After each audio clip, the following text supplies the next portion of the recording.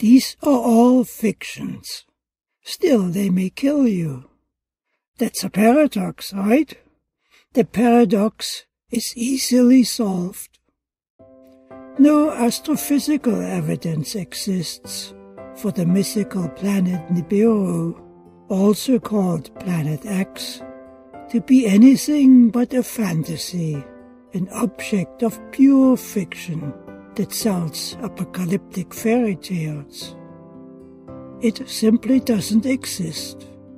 And not existing, it won't cause havoc on the Earth as many people believe it will as a part of the 2012 extinction doomsday prophecies based on the ending of the Mayan calendar on the 21st of December in 2012. NASA sums it up nicely. 12/21/2012 is just another day. NASA has even a short movie attached. From an astrophysical standpoint, absolutely no danger exists at or near the expected date of catastrophe. Nevertheless, the doomsday predictions pose a grave danger to humanity, even a vastly greater danger than any of the doomsday predictions themselves envision, because the doom that humanity has actually prepared for itself, that has remained undefeated by us to the present day, pales all the other doomsday predictions in comparison.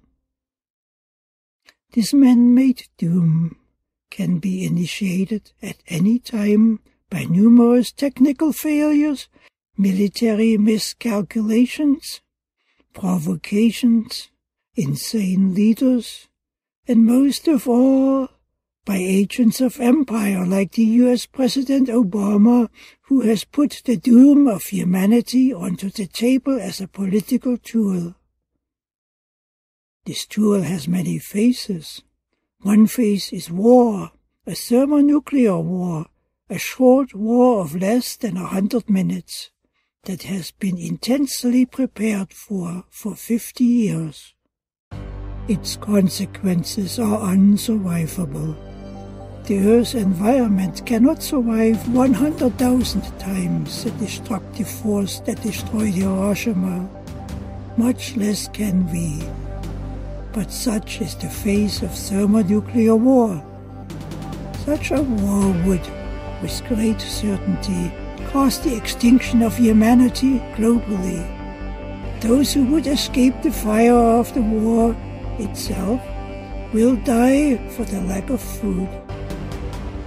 Almost all life will cease then, as the result of the continuing consequences.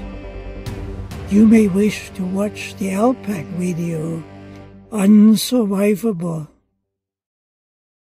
The danger with doomsday predictions is that they can become self-fulfilling prophecies, or can become fulfilled by madmen, or by politicians who in their utter emptiness as human beings use the prophecies as factors in their brinkmanship games.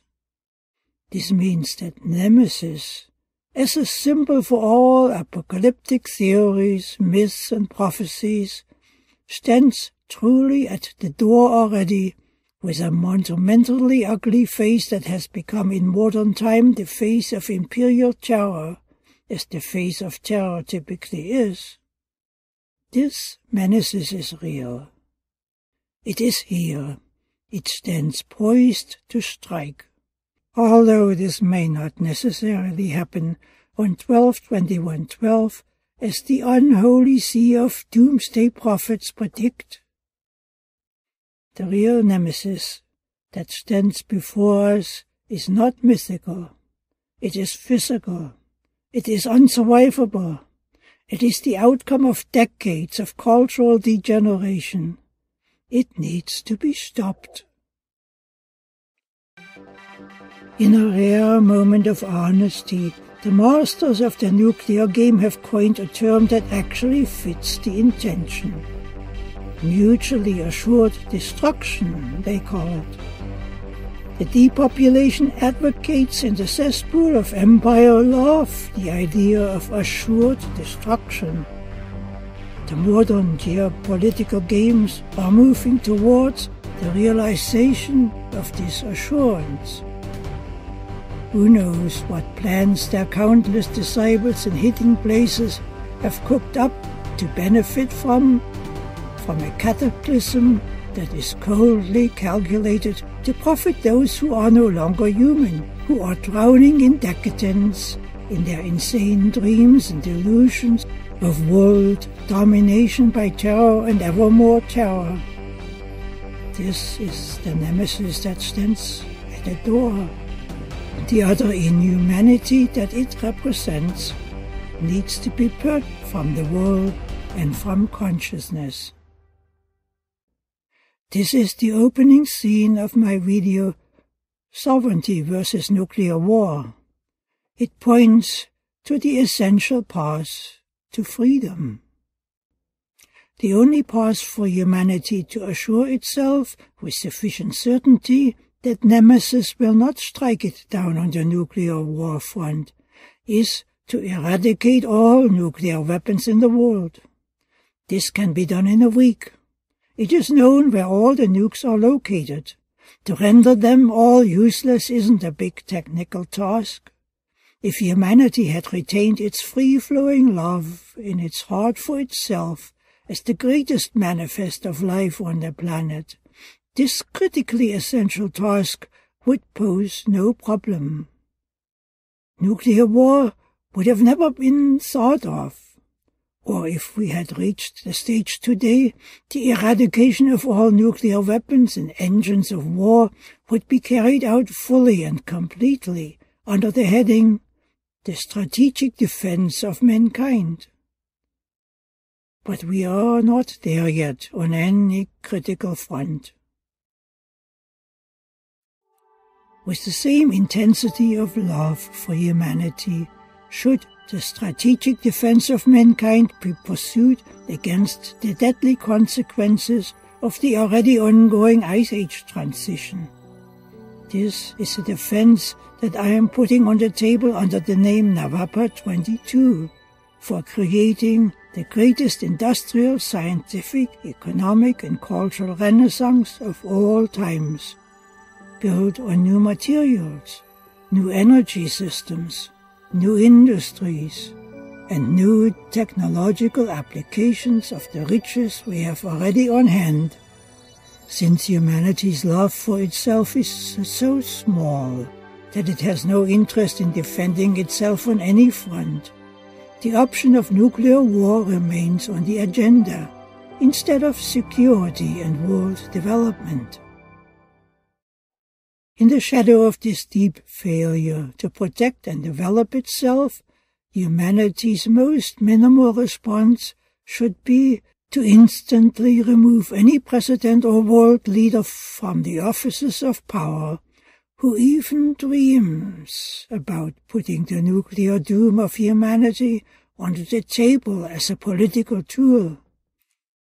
By this criterion, the U.S. President Obama qualifies for immediate removal from office for the crime of the most extreme criminal intention, manifest by his ever-increasing nuclear threatening of Russia. Nuclear war intentions cannot be prosecuted after the fact, as no one would be left alive to effect the prosecution. The lack of the recognition of the severity of the crime for what it is leaves the leaders of insanity remain in power. By being allowed to remain in office, the insane, who would be leaders, are given the tool to orchestrate their own version of the doomsday Nemesis, which is presently in progress towards an implementation that is near. While nuclear war hasn't even been made an election issue, the toying with the doom of humanity goes far beyond the scope of an election issue for a president of a single nation The severity of this nemesis goes far beyond the scope of any democratic process. It is an issue of the highest crime against humanity that a nation can commit by preparing for this doom for the world and placing it into the hands of the insane.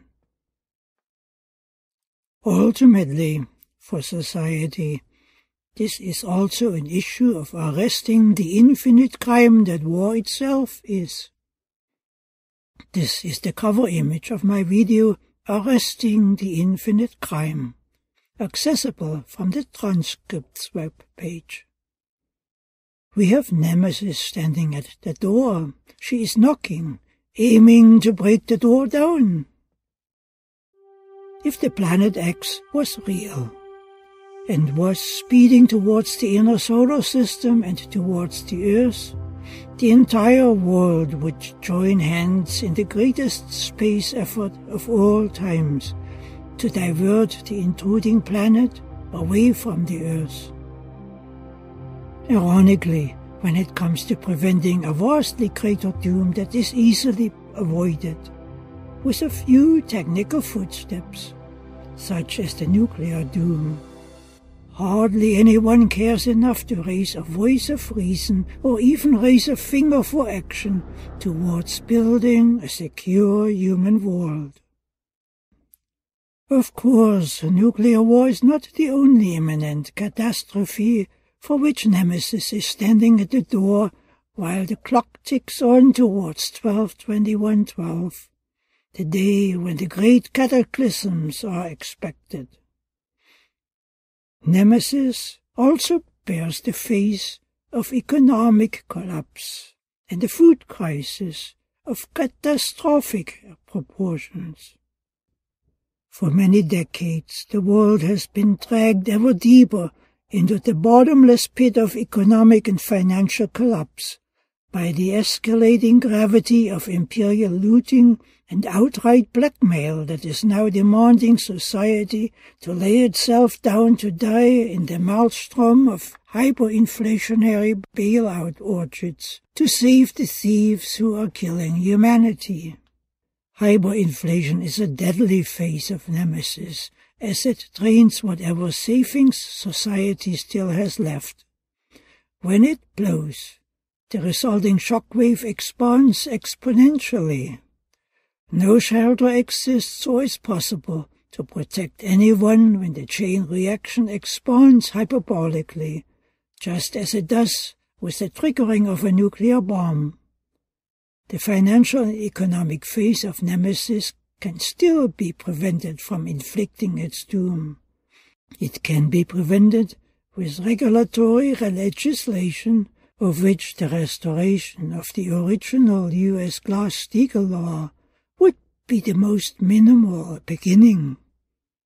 But even this most minimal emergency protection, society finds unable to afford itself.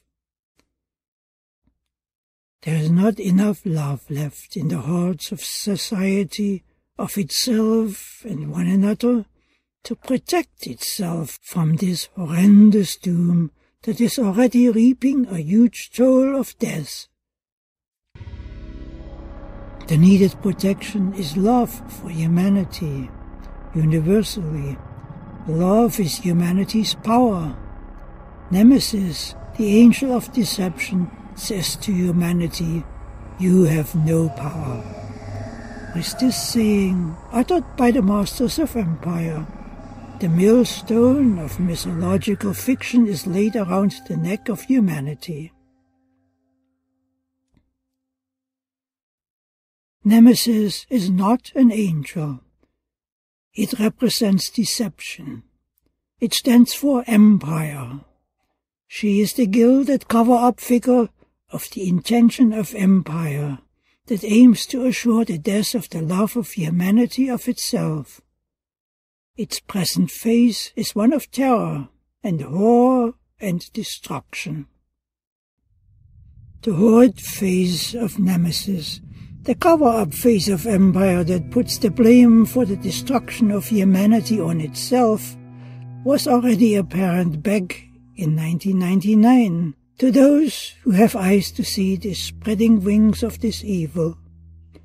America's world-renowned political activist for a new renaissance in our time, Lyndon LaRouche, had warned in a worldwide video address of the immense challenge that humanity had before it in the form of the unfolding Nemesis of empire.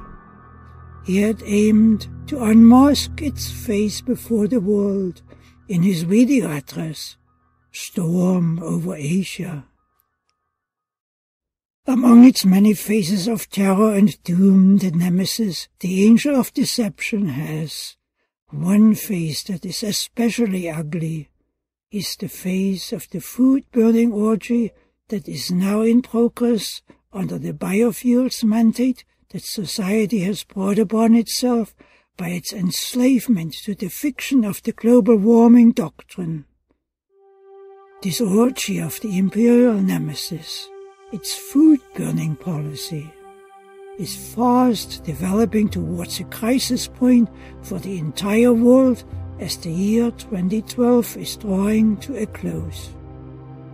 While increasing drought conditions and similar bad weather developments have sharply reduced the global harvest, the burning of food is being forced to increase. There is not enough food left, even in the rich countries, to adequately nourish the population, as severe drought conditions have reduced harvests. What we see unfolding here should be called a national emergency. The burning of food should stop. Instead, it is increasing. The little that is left after the burning of food isn't enough to supply the meat and milk production operations. Thousands of operations are closing their doors for the lack of animal feed grains. The meat prices are presently still low, because many of the production herds are being slaughtered for the lack of feed to sustain them. But when this unholy source runs out, Nemesis will have her day, and this day comes closer, the deeper we get into the window towards the end of 2012.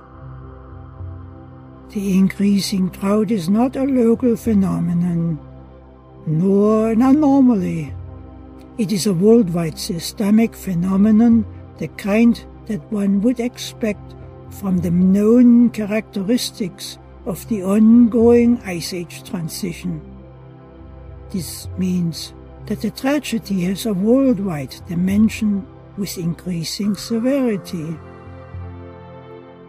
While this isn't a tragedy in itself, considering that the technologies exist for physical solutions to be possible, the consequences become tragic by humanity's lack of response in any direction of defending and securing its existence. Presently, more than 750 million people live in areas of the darkest, most extreme drought, which are also among the prime food-producing regions of the world. The whole world is affected by this creeping, increasing drought. Instead of responding with the building of the required irrigation infrastructures, there is so little interest left in society's self-defense against this exploding food crisis that the massive burning of food as biofuels continues unabated. Nemesis presently rules on our planet in ever-widening circles, and will do so evermore for as long as society bows its head to fulfill the imperial mandate for world depopulation that the entire imperial machine is mandated to carry out. Depopulation is a facet of the war of empire against humanity. The greatest silent holocaust in the entire history of the world is presently orchestrated with the mass burning of food, with the full knowledge that the burning of food is presently killing upwards to 100 million people a year. This is a facet of Nemesis that is already in our midst, because there is so little love left of our humanity that a defense against this dying is not even allowed. And this death orgy is not unknown. Every gasoline pump bears the signet of Nemesis in the form of a label, E10 or E20, or whatever the current food content of gasoline may be. All efforts to stop the burning of food have so far failed. The mighty President of Doom, the U.S. President Obama, has so far refused to lift the deadly mandate of food burning. The lifting of the mandate could still save the remaining stocks of the current bad harvest. His answer is no. Let the people die. Unfortunately, society has grown so empty of its love of itself, of the humanity of the human being, that it stands idly by and lets the doom that is unfolding by the hand of empire to proceed unhindered. Empire is the face of Nemesis. Bearing this face, she is tragically real. You may wish to take a few minutes to watch the 2 focused LPAC videos on the unfolding 2012 food crisis, Obama's food crisis, and an interview with Marcia Baker on the food crisis. If we compare the modern man-made doom phenomena with the mythical 12/21/2012 Nibiru or Planet X philosophies of doom, it becomes apparent that we are facing a paradox. Sure, nuclear war as a phenomenon has the same effect as the mythical Planet X would have, resulting from its close encounter with the Earth or from a direct collision. But here the diversity in the comparison ends. The paradox is that the comparison is illogical because the result is the same in both cases, even while vastly different processes of causality are involved. One aspect is a man-made doom, while the other is an astrophysical doom. This paradox of the apparent causative diversity creates a second paradox. A paradox upon a paradox, which is that the radical diversity reflects a common singularity. A single thread exists, and this is a profound one, which ties the nuclear war threat and the Planet X doom philosophy into one. And this thread applies to all the doom philosophies of every kind. They all insist, each in its own different way, that the human being is basically impotent.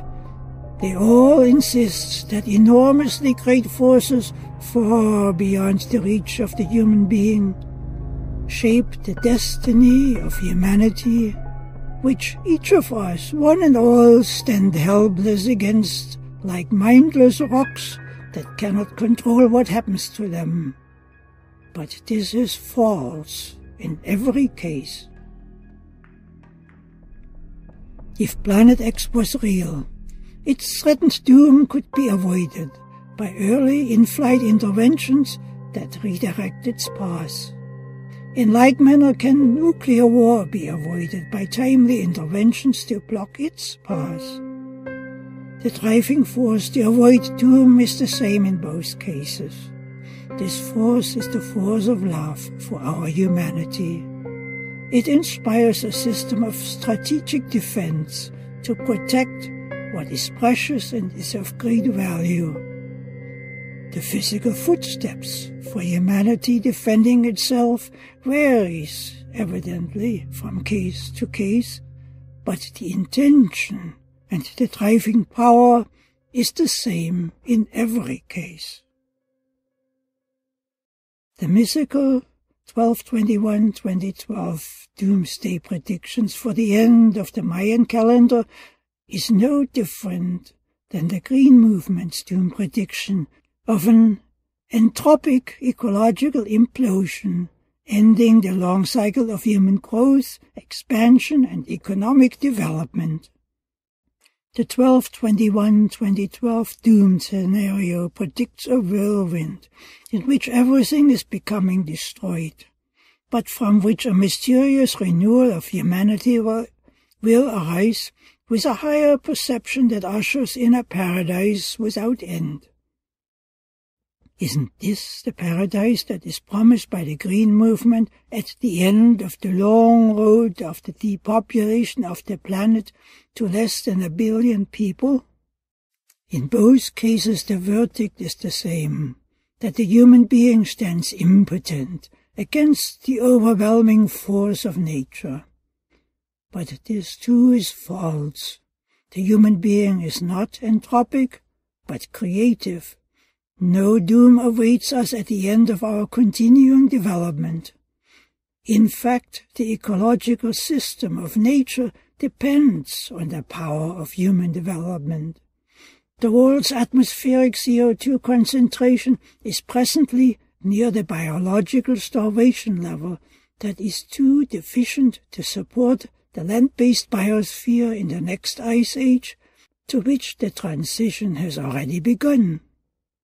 Nothing short of the power of human intervention can restore the global atmospheric CO2 level to its normal state of the 10-fold greater concentration that is necessary, and save the biosphere from its otherwise inevitable collapse.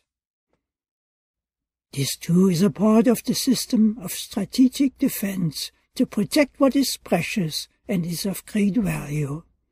The protection of humanity's agricultural food supply, and the protection of its economic and financial infrastructures, which both require the eradication of empire, are aspects of the strategic defense of humanity that rests on an active universal love of all that we are and are a part of. This is how we should regard the entire doomsday movement of scare philosophies.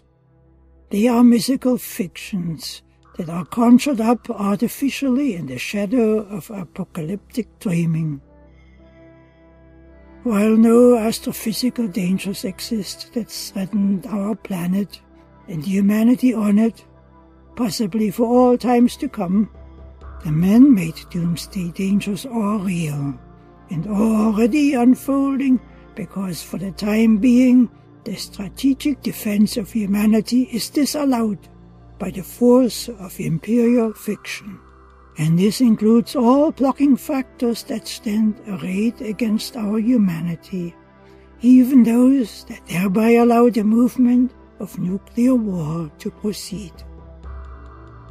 Shouldn't we rather say, stop, and go into the opposite direction of globally assured security and the greatest human development project of all times, such as Navapa 22, a project built on vast stores of the finest materials that have never been used before, and energy resources that we have in abundance and don't use either, and new technologies with such power that when the next ice age begins to devastate ever more of our agriculture across the northern regions, it wouldn't cause the slightest ripple in civilization, or starvation, or inconvenience, or hardship of any kind whatsoever, nor hinder the continuing unfoldment of the by then greatest renaissance in history in all respects, especially on the fields of humanity's love for one another. The phenomenon concerning universal love is a rather simple one. The power of the universe is reflected in humanity, We either move with it and live abundantly, or we let go of it and our humanity as something not worth holding on to, and drift into oblivion on this path. I think the choice should be obvious, and so I think we will come to love our humanity increasingly on a road of intention on which it unfolds evermore.